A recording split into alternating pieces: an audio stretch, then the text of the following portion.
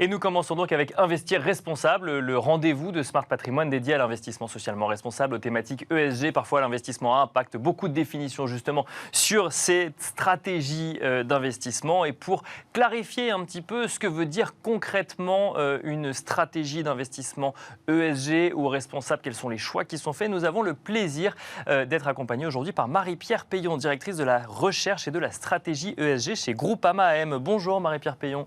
Bonjour Nicolas. Bienvenue sur le plateau de Smart Patrimoine. Alors c'est sûr que l'ESG recouvre de nombreuses réalités, de nombreuses stratégies d'investissement différentes. On a un cadre réglementaire qui amène un petit peu plus de transparence sur le sujet et des appétences d'investisseurs de plus en plus fortes sur cette thématique d'investissement. Alors d'ailleurs, est-ce que c'est toujours une thématique d'investissement ou est-ce que ça devient une stratégie d'investissement? C'est peut-être là où vous allez me reprendre. Mais l'idée, c'est de comprendre ensemble ce que veut dire réellement mener une stratégie d'investissement ESG aujourd'hui.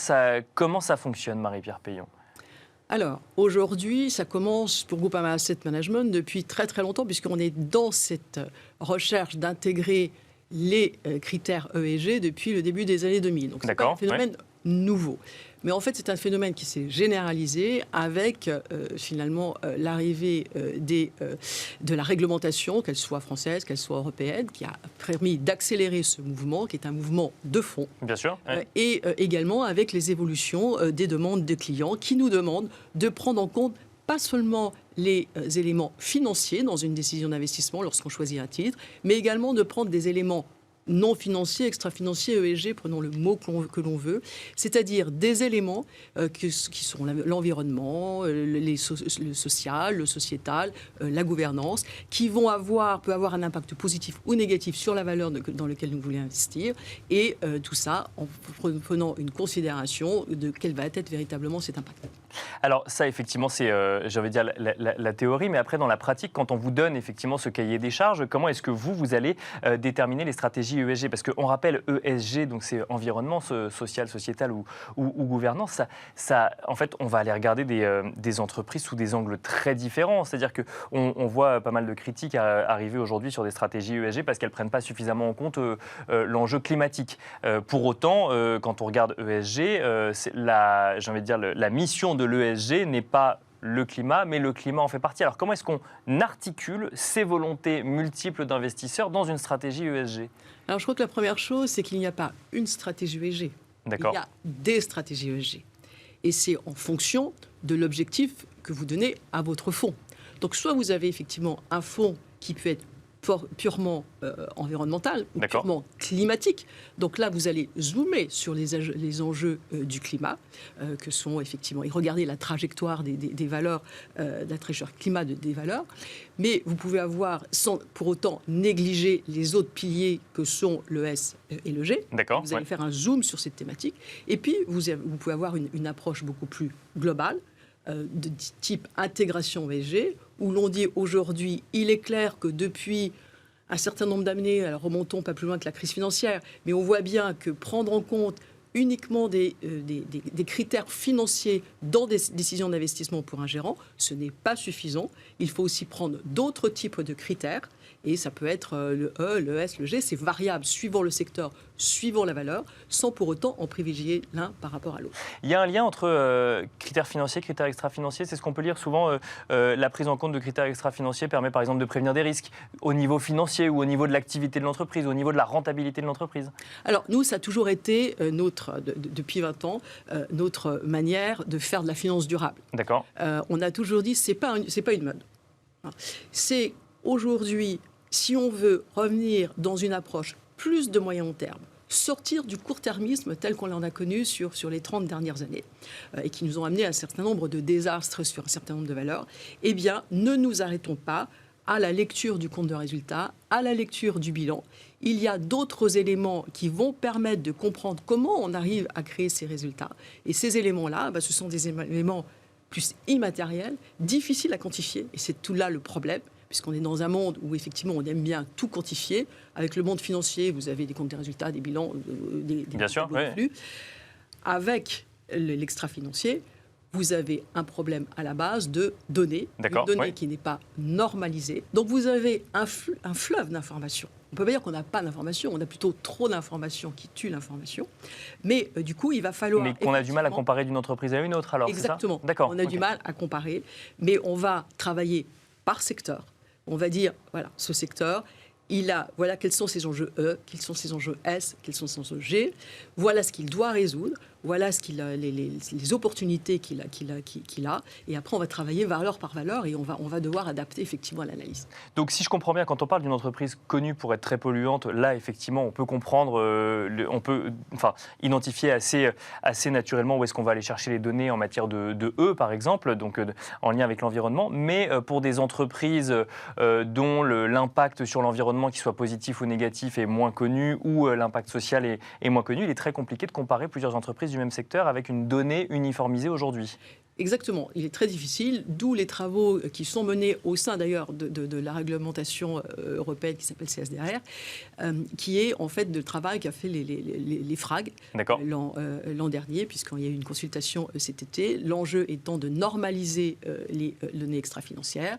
Ce n'est pas le seul organisme qui cherche à normaliser ces données, mais c'est vraiment, j'ai envie de dire, le nerf de la guerre pour que précisément on arrive à comprendre ce que c'est une stratégie ESG pour qu'on arrive à bien répondre à vos questions et que ce soit l'investisseur se dise mais attends, à telle stratégie ESG, comment je la compare et compris oui, bien sûr. Investisseur avec une autre stratégie. Oui, parce qu'en fait, il y a toujours ce questionnement d'incompréhension parfois où on va retrouver des fonds ESG qui vont mettre en avant des stratégies ESG et on va retrouver des entreprises que soi-même on n'aurait jamais mis finalement dans un fonds ESG parce que en fait on veut faire de l'ESG mais on a une sensibilité qui est plus proche sur l'environnement ou alors sur la gouvernance ou sur le social. Et comment expliquer par exemple que certaines entreprises très polluantes se retrouvent quand même dans des stratégies ESG? Et ça, c'est des questions j'imagine on doit vous poser souvent.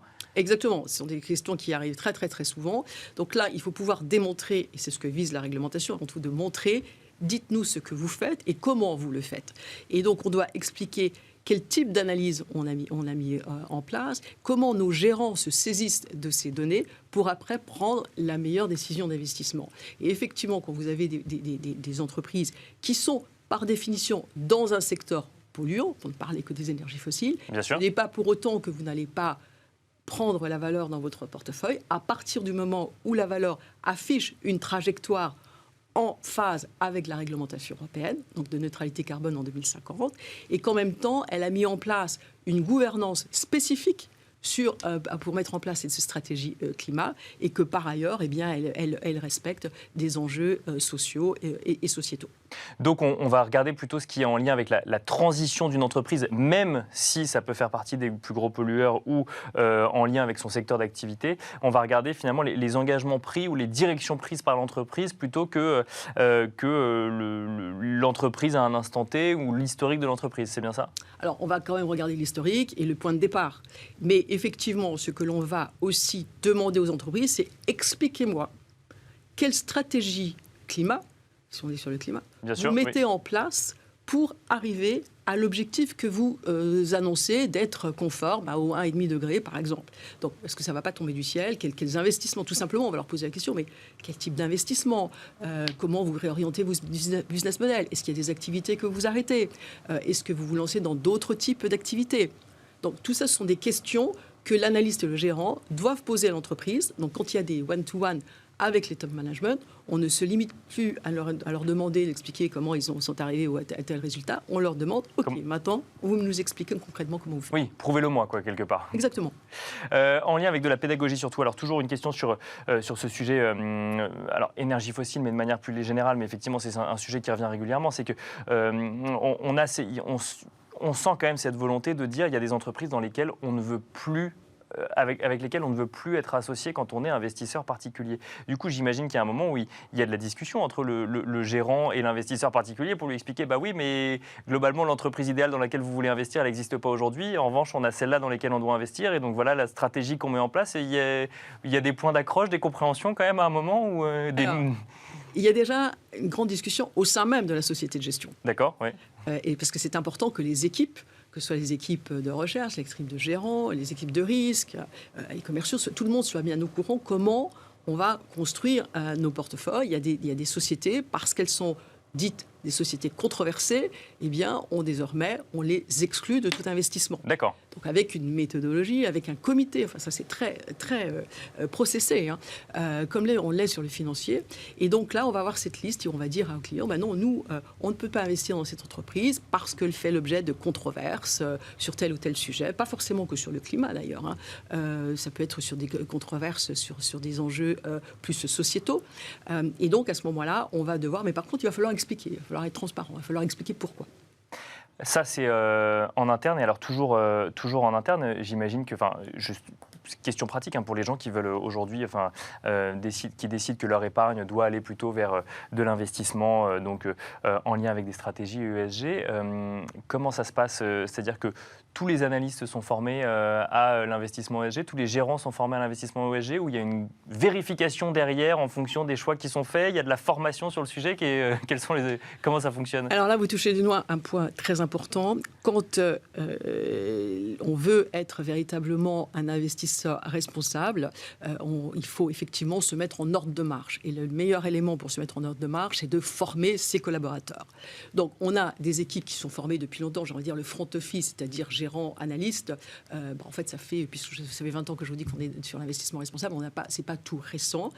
On a quand même amélioré des choses en 20 ans.